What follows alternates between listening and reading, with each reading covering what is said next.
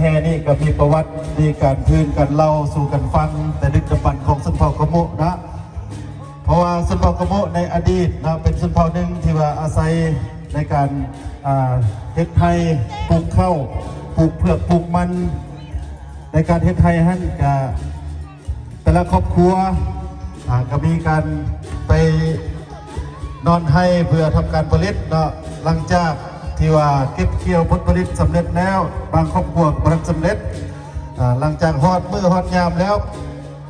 ก็แม่นพากันมาเฮือนมาซานขุดค้นเอาผลพูกหรือเก็บเกี่ยวผลพูกมาเฮือนมาซานแล้วก็ซอกมือซอกยามหลังจากได้มือได้ยามแล้วก็แม่นไปเอิ้นควันในบ้านหรือว่าเจ้ากกเจ้าเล่าบ้านนั้นก็ไปเอิ้นควันของพี่น้องในหมู่บ้านเนาะที่ข้างคาอยู่ให้อยู่สวนให้กลับมาเฮือนมาซองให้กลับมาบ้านมาเฮือนเนาะดังนั้นในฮีตการแห่มื้อนี้ก็เป็นฮีตอันนึงที่บ่งบอกถึงฮีตของวัฒนธรรมเก่าแก่ของชนเผ่ากะโมที่ว่าเอิ้นควันกับเฮือนกับซองกับเฮือนกับซานเนาะโดยเฉพาะในการแห่นี่ก็จะมีหลายภาคส่วนประกอบส่วนนำกันแล้วก็จะมีการนำเอาผลปลูกที่เป็นรูปจำลองในมื้อนี้จะมีการแห่แต่นอกเฮือนเข้ามาในพิธีนะเพื่อให้เป็นสัญลักษณ์เพื่อให้เป็นการม้วนคืนวัฒนธรรมอันดีงามของชนเผ่ากะโมอยู่ในนั้นก็จะมีการประกอบการจับผลปลูกแล้วก็มีการเป่าแคนเอิ้นควัน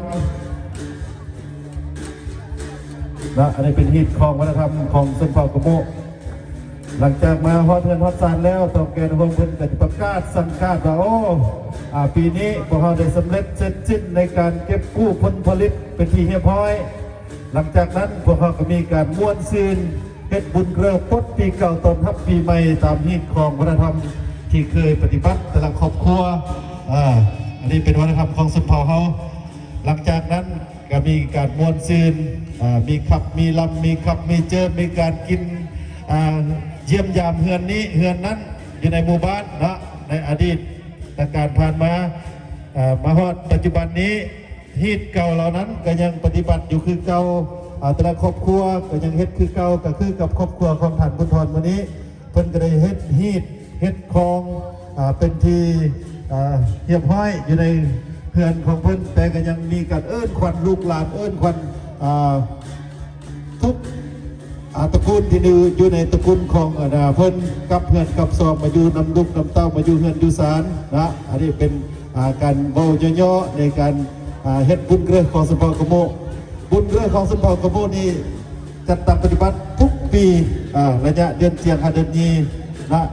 พอระยะนี้เป็นระยะที่ว่าชนเผ่ากะโมสำเร็จเสร็จสิ้นในการเก็บเกี่ยวเก็บกู้ผลผลิตหลังจากนั้นก็กลับมาเฮือนมาซองแล้วก็มีการจัดตั้งพิธีบุญเรือพดปีเก่าตอนรับปีใหม่เป็นกระบวนที่ว่า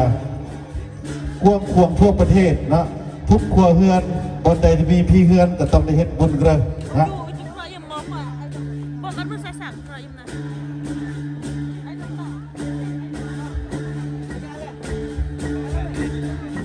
ตอนนี้ก็กระบวนการแห่ก็กำลังกะเกียมนะจำนวนจะมีการแห่แต่นอกทางบนเด้อนอกเฮือนนอกทางแล้วก็เข้ามาในเฮือนนะนำพาด้วยท่านบุญธรสิทธิวงศ์ผมด้วยท่านนิรวงศ์นำพาให้น้องแห่คนลูกหลานมาเฮือนมาศาล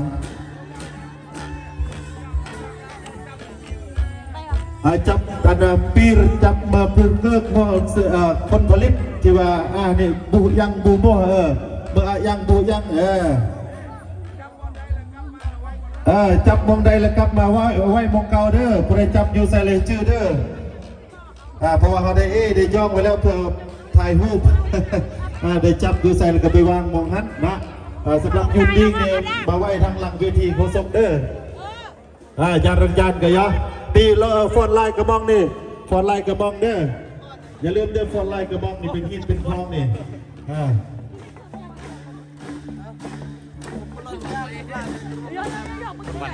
เอาสามภาพกับติดตามกระบวนการไปเริ่มต้นฮอตพีเลยเด้อ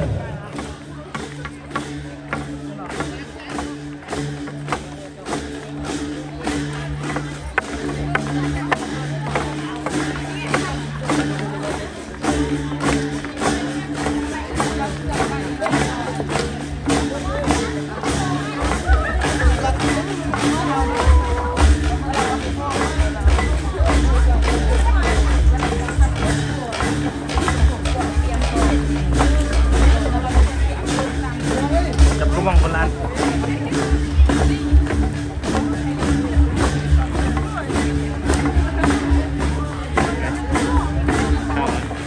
ข้าวไอ้ปี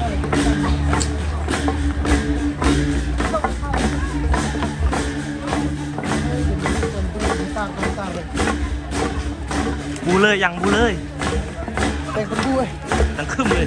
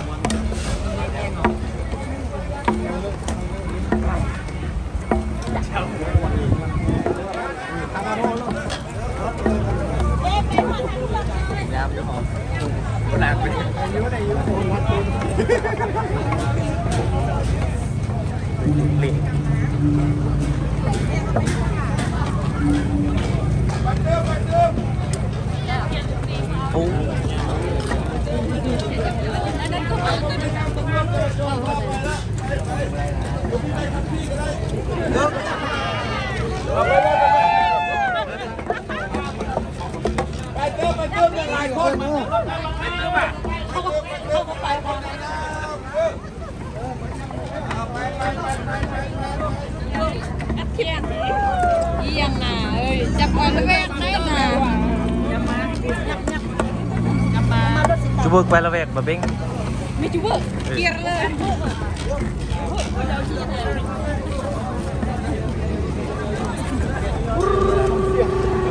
รถyang rút dengan kan view aja muôn bài gì đấy แดงกูขึ้นโอ้ยากเอาไม่ได้หรอก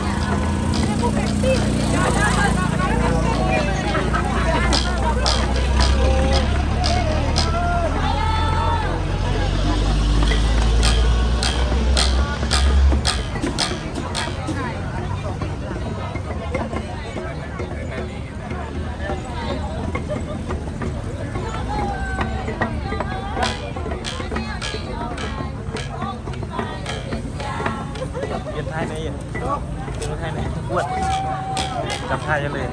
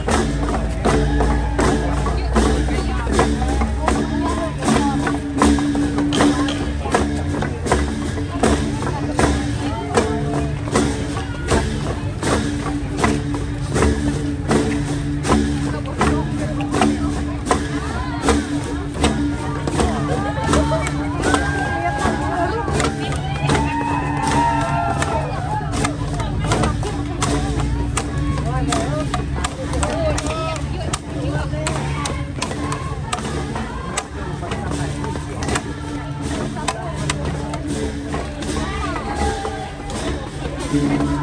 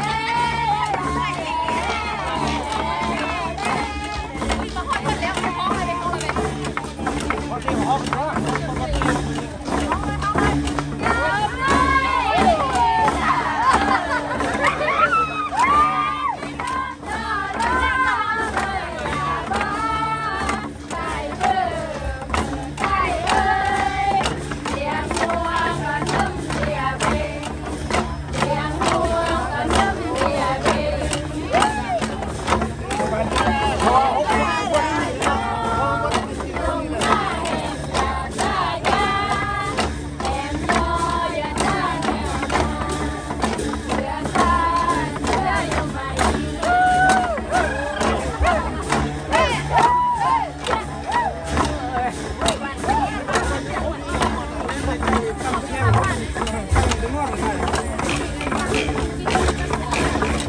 นนี้ก็เป็น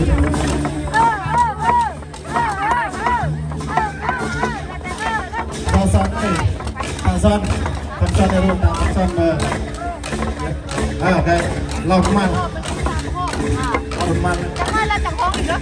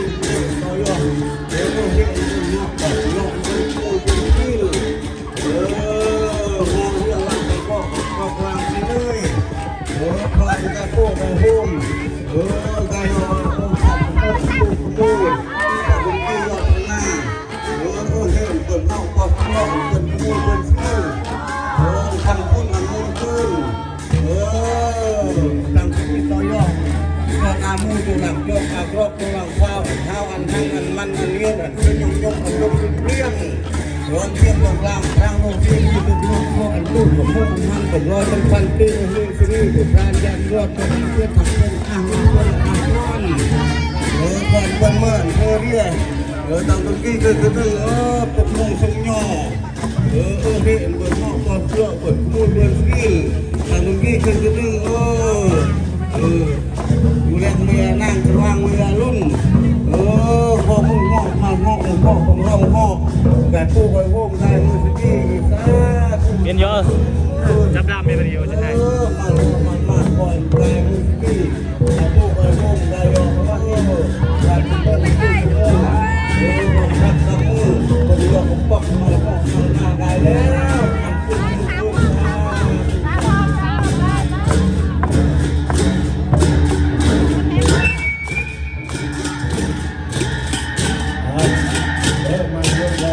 มันเยอะแล้วมันเยอะแล้วมันสิ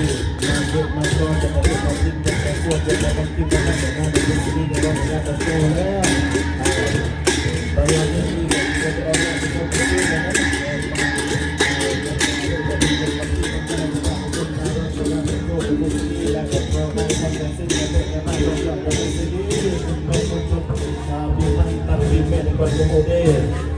Mesti di ibarat di buat berat di dalam rumah ada di buat dari segi pemerintah di sini dengan kebun tu kebun ni ikan tempat dia kebun dan kebun dan kalau hujan mak yang dah mangsa asib yang dah jumpa di reng dan kalau hujan kan terus dia mesti mal iat blok dia mesti ibarat terus orang di buat di sini orang di mana di buat orang pun orang tak mesti kan di buat kebun yang tak orang manaมันหักตะบีละไรหักตะกุงตะกางระบักบนสิริยาดีการอีกคนกายสกีมังสกีบนสิจมสกีฟังโยมการงานเป็นโจแล้วบางที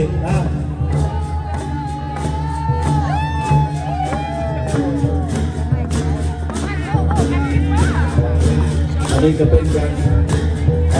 คนคือวัฒนธรรมนี้ของประเทศนี้ของสุนทรนะที่เอื้อเนี่ยวันบางเมืองมาซ้อมมาสานนะโดยการประชุมเพื่อเดินเป็นวัฒนธรรมไปเป็นศิลปะอาชีพของสุนทรภู่เป็นนิสัยของสุนทรภู่ที่เป็นวันจะได้กำลังเป็นปัจจุบันในฮอตนี้ผมก็ได้มีการประชุมการเชิญเพื่อให้เป็นวัฒนธรรมที่การของสุนทรนะ